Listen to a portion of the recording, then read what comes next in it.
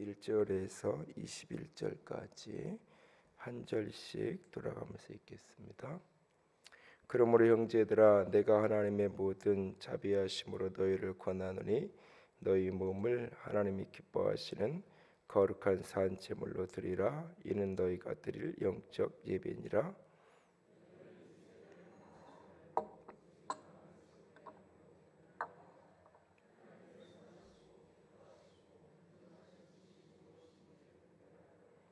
내게 주신 은혜로 말미암아 너희 각 사람에게 말하노니 마땅히 생각할 그 이상의 생각을 품지 말고 오직 하나님께서 각 사람에게 나누어 주신 믿음의 분량대로 지혜롭게 생각하라.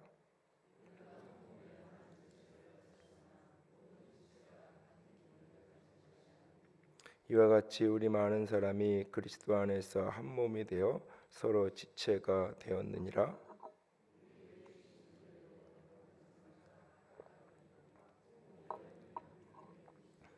혹 섬기는 일이면 섬기는 일로, 혹 가르치는 자면 가르치는 일로,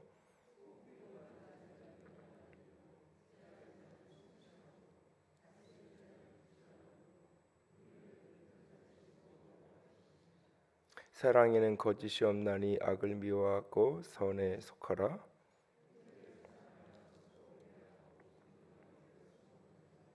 부지런하여 게으르지 말고 열심을 품고 주를 섬기라.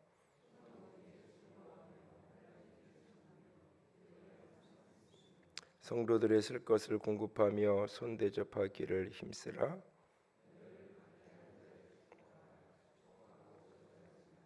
즐거워하는 자들과 함께 즐거워하고 우는 자들과 함께 울라.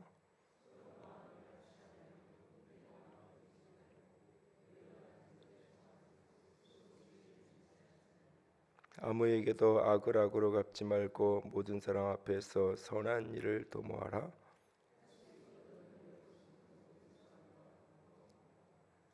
내 사랑하는 자들아, 너희가 친히 원수를 갚지 말고 하나님의 진도하심에 맡기라. 기록하였으되 원수 갚는 것이 내게 있으니 내가 갚으리라고 주께서 말씀하시니라.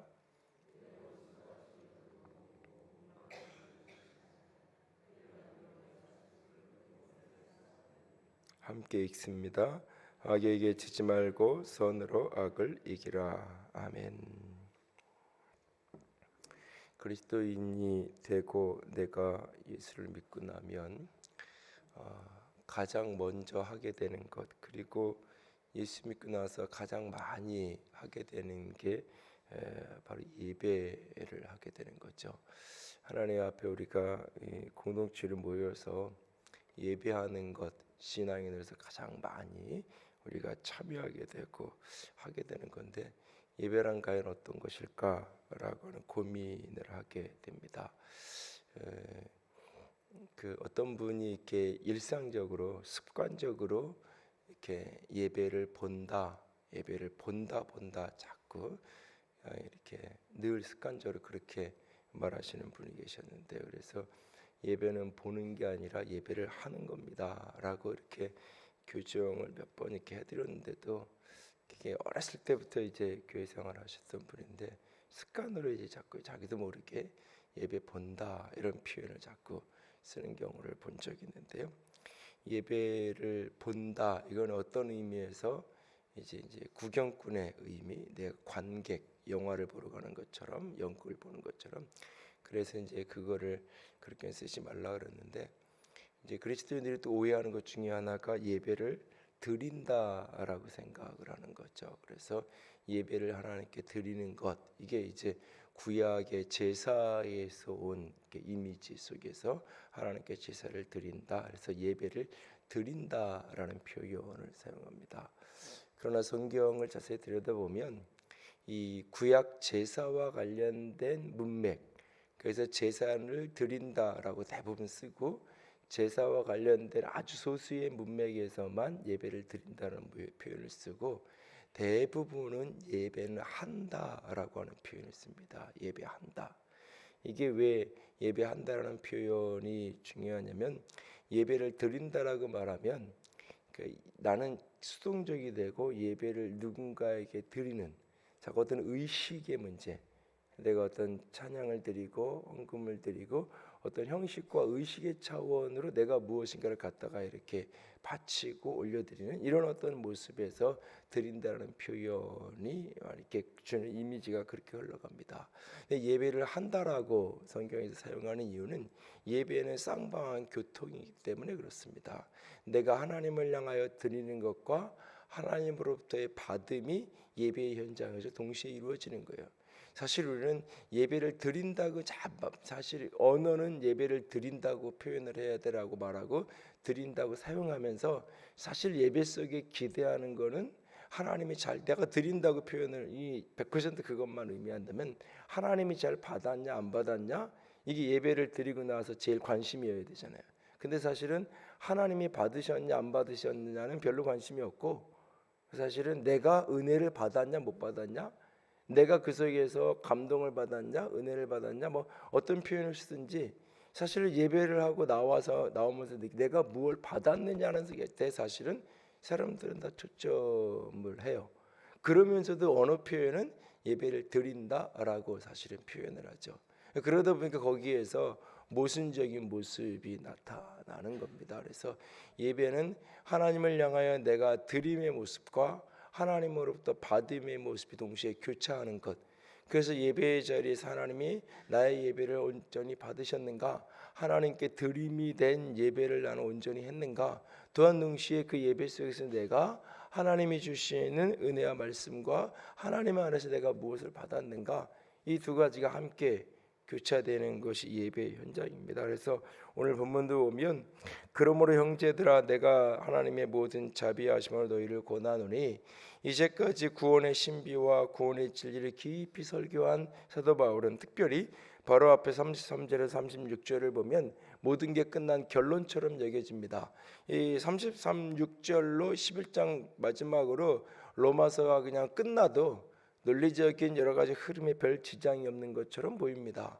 그런데 이제 그러므로 이렇게 구원받고 이렇게 하나님의 은혜 안에선 믿음으로 의롭다함을 얻고 하나님 앞에 선 이 백성들이 오늘 어떻게 살아야 되냐. 그러므로 내가 너희에게 마지막으로 권면의 말 몇 마디 하겠다라고 말하면서 너희 몸을 하나님이 기뻐하시는 거룩한 산 제물로 드려라.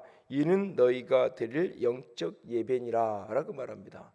여기 이제 예배를 산 제물로 드리는 구약의 제사의 이미지, 제사의 그림을 사용하기 때문에 제물을 드려라. 이것이 너희가 해야 될 영적 예배다라고 우리가 표현을 하고 있습니다. 제사의 문맥에서 쓰여지는 특정한 부분만 드린다라는 표현을 사용하고 대부분은 신령과 진정으로 예배할 때가 오나니 신령과 진정으로 예배하라.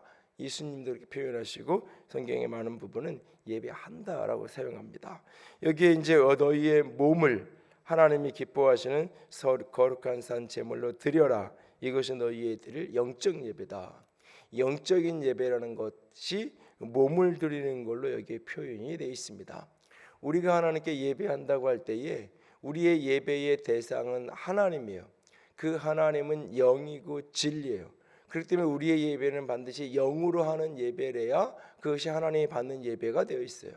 그런데 그 영으로 하는 예배는 어떻게 하는 거냐? 내 몸을 살아있는 제물처럼 그렇게 드릴 수 있어야 그게 영으로 드리는 예배다라고 말하고 있습니다. 성경에서 영적이라는 말은 육적이라는 말하고 어떤 때는 같이 관통하는 그런 이미지가 있는 것을 보게 돼요. 영적이라는 것은 어떤 신비의 영역, 육적인 영역은 다 도외시된 채로의 어떤 차원을 이야기하지 않고 영적인 예배를 우리가 드리는데 그게 내 몸이 드려져야 된다라고 말하고 있어요. 구약의 제사는 제물이 죽어야 되는 거예요. 제물을 죽여서 각을 뜨고 불태워서 하나님께 올려드리는 거예요. 그런데 여기에 구약의 제사의 이미지는 사용하는데 그 제물은 죽지 않았어요. 그 제물은 살아 있어요.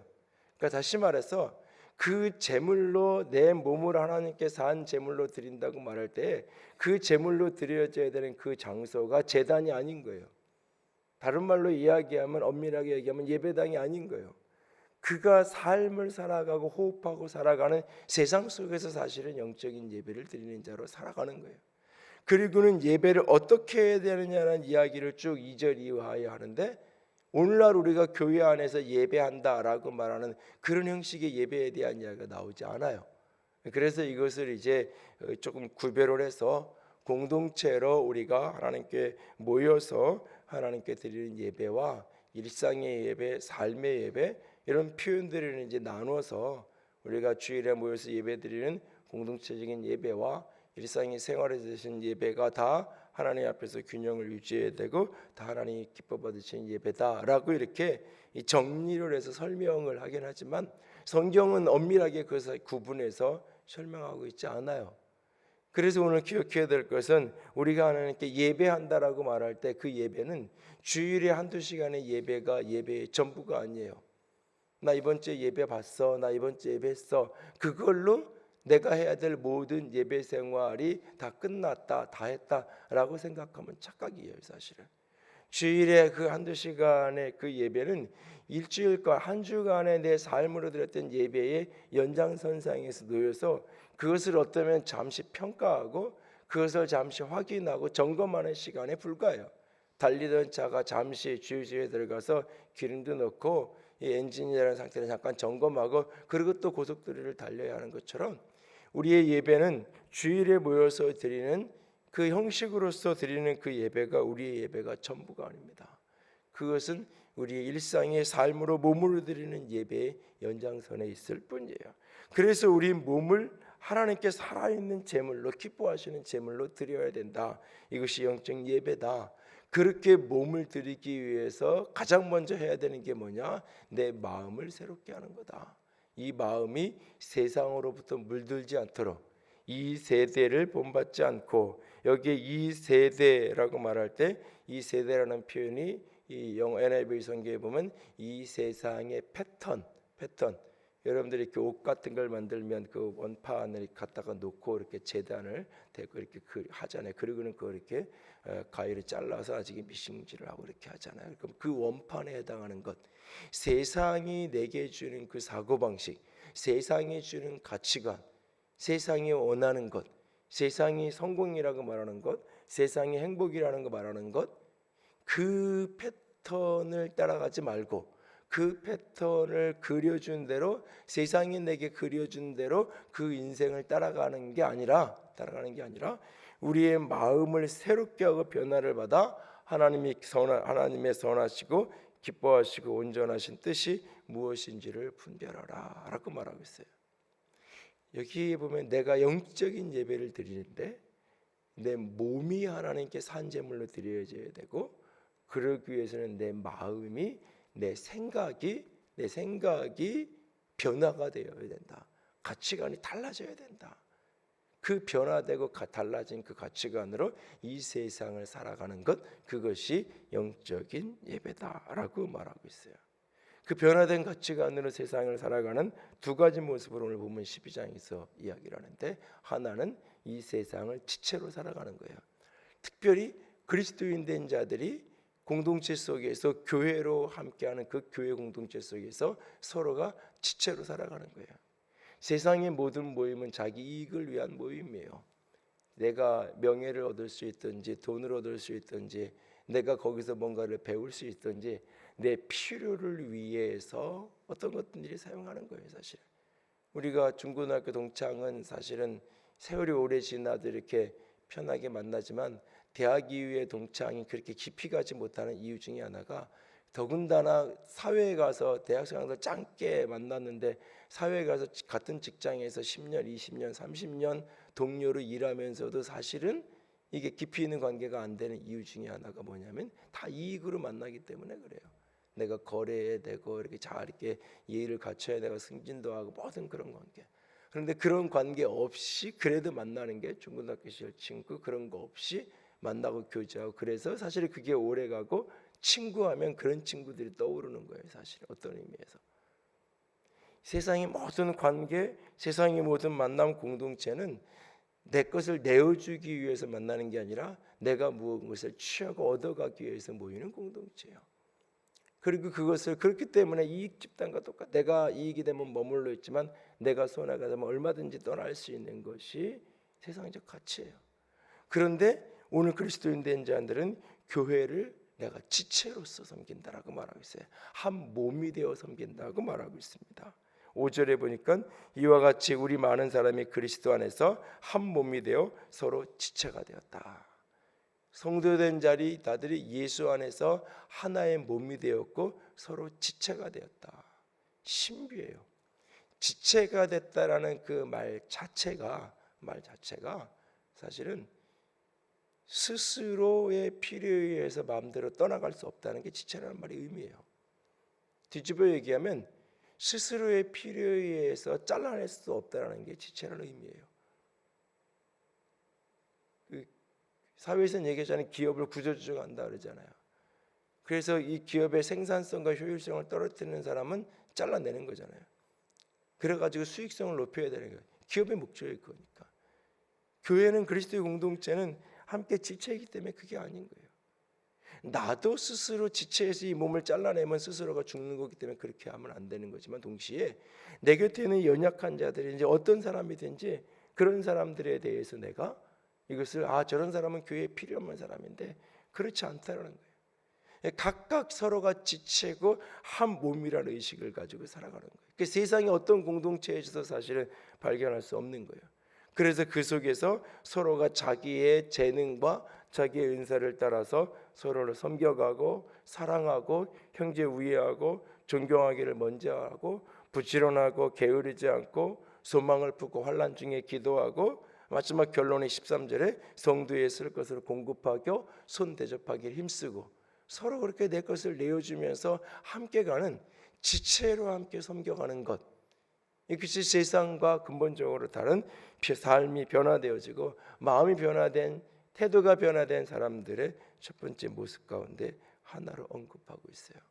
오늘 나는 공동체로 교회 안에서 얼마나 지체로 내가 섬겨가고 있는가, 내가 지체된 자로서 살아가는 그 모습이 예배의 연장선상이고 예배의 또 다른 모습인 것입니다. 그리고 또 하나 본문이 말하고 있는 것은 내가 세상 속에서 만나는 관계예요. 세상 속에서 만나는 수많은 사람들의 관계 속에서 내가 악을 악으로 갖고 있는가, 악을 선으로 갖고 있는가. 세상에서 만나는 수많은 관계 속에서 내가 악을 따라 살아가는가, 선을 따라 살아가는가. 악을 따라 살아간다는 말의 핵심은 뭐냐, 결국은 자기 이익을 추구하는 거예요. 죄의 본질이 자기 중심성이라고 얘기했어요. 죄를 품성적인 언어로 자기 중심성의 표현을 바꾸면 이기심이에요. 세상에서의 만나는 관계를 내 이익을 위해서, 내 중심을 위해서 모든 것을 사용하는 거예요. 그것이 세상의 모습이에요. 그러나 그리스도인이 마음이 변하다고 새롭게 되었다고 할 때 세상 속에서의 관계를 그런 관계로 살아가지 않는 거예요. 그래서 나를 박해하는 사람을 축복할 수 있고 저주하지 않는 거예요. 즐거워하는 사람과 함께 즐거워하고 우는 자와 함께 울 수 있는 거예요. 서로 마음을 같이 해서 마음을 높이지 않는 거예요. 누군가를 짓밟고 마음으로 이렇게 낮추지 않는 거예요. 스스로 지혜 있는 체험에서 자기를 자랑하고 허위와 허례로 자신을 끊임없이 위선으로 가두지 않는 거예요. 아무에게도 악을 악으로 갚지 말고 모든 사람 앞에서 선을 도모하라. 악을 악으로 갚지 말라는 이 표현을, 누군가 나를 이렇게 때리고 이렇게 손해보게 했을 때 내가 거기 안 갚음하지 마라, 물론 그런 의미도 있겠지만 악을 악으로 갚지 말라는 말은 결국은 인간관계의 핵심을 경제적인 논리로 바꾸어서 나에게 이익이 되느냐 아니냐의 관계로만 접근하게 만드는, 그것이 가장 큰 아까운데 하나일 거예요. 그러면서 18절은 할 수 있거든요. 너희는 모든 사람과 더불어 화목하라. 그러면서 원수에 대한 이야기까지 하고 있어요. 모든 사람과 더불어 화목하는 자가 되라. 악에게 지지 말고 선으로 악을 이기라라고 말하고 있어요. 선으로 악을 이기라. 똑같은 방법 쓰지 말라는 거예요. 사실 악한 사람, 이렇게 힘들게 하는 사람 밑에 있으면 막 뭐라 그러면서 똑같이 어느 순간 이렇게 가면 닮아가요. 사람이 닮아가서 따라가게 되고 이런 경우가 많은데, 악에게 지지 말고 선으로 악을 이겨라라고 우리에게 부탁합니다. 오늘 우리 자신들을 한번 돌아보기 원합니다. 나는 예수 안에서 어떤 예배자로 내가 살아가고 있는지요. 예배를 일주일에 한 번 몇 시간의 그 시간이 전부인 것처럼 나는 예배했다고, 예배 생활을 잘하고 있다고, 나는 혹시 그렇게 착각하고 있지 않는지. 물론 그 예배가 중요합니다. 그러나 내 일상에, 내 삶이 전체적으로, 내 몸이, 내 삶이, 내 생각이, 내 마음이 하나님께 온전히 드려지는 것, 그것이 영적 예배라고 우리에게 말하고 있어요. 나의 예배 생활이 얼마나 일주일에 1시간, 2시간이 아니라 내 삶 전체로 확장되어진 모습으로 나는 예배를 이해하고 있나요? 나는 그렇게 변화된 예배자로 살아간다고 할 때에 가장 먼저 교회를 지체로 바라보고 있고, 나는 교회 속에 하나의 지체된 자로 내가 교회 안에 머물고 있나요? 내 자신을 돌아보기 원합니다. 그리고 세상에서 만나는, 오늘도 세상의 일터 속에 나아가서 세상 속에서 만나야 될 수많은 사람들의 그 스쳐가는 관계를 나는 어떻게 나는 맺고 있는지요.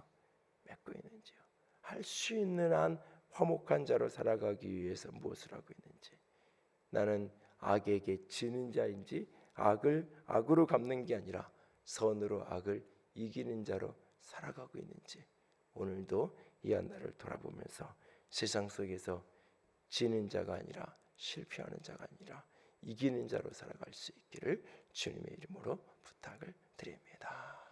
이 시간 함께 찬양한 자 기도할까요?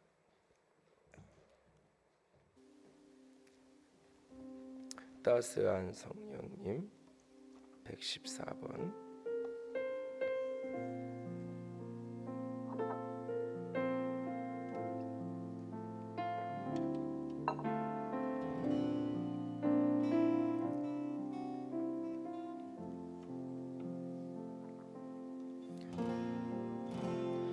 따스한 성령이 마음으로 보내 내 몸을 감싸며 주어지는 평안함 만족감을 느끼네. 사랑과 진리의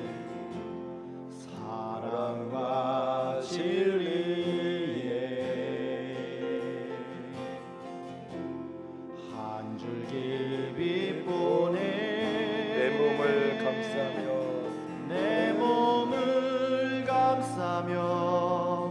주어지는 평안함 그 사랑을 느끼네. 부르신 곳에서 난 예배하네. 어떤 상황에도 나는 예배하네. 부르신 곳에서 나는 예배하네. 어떤 상황에도 나는 예배하네. 내가 걸어갈 때 길이 되고, 내가 걸어갈 때 길이 되고 살아갈 때 삶이 되는 그곳에서 예배하네. 내가 걸어갈 때 길이 되고 살아갈 때 삶이 되는 그곳에서 예배하네. 부르신 곳에서 나는 예배하네. 어떤 상황에도 나는 예배하네. 부르신 곳에서 예배하네. 어떤 상황에도 나는 예배하네. 같이 기도합니다. 내가 부름받은 그곳, 내가 바로 부름받은 그 공동체, 내가 부름받은 그 삶의 현장, 어떠한 상황, 어떤 순간에도 하나님 그곳에서 예배하기 원합니다. 특별히 악에게 지지 않고 선으로 악을 이기는 자가 되기를 원합니다. 내 영이, 내 몸이, 내 마음이 예배하는 자가 되기를 원합니다. 주님, 그리스도의 지체로 한 몸의 지체로 살아가게 하여 주시옵소서 기도합니다. 사랑의 하나님.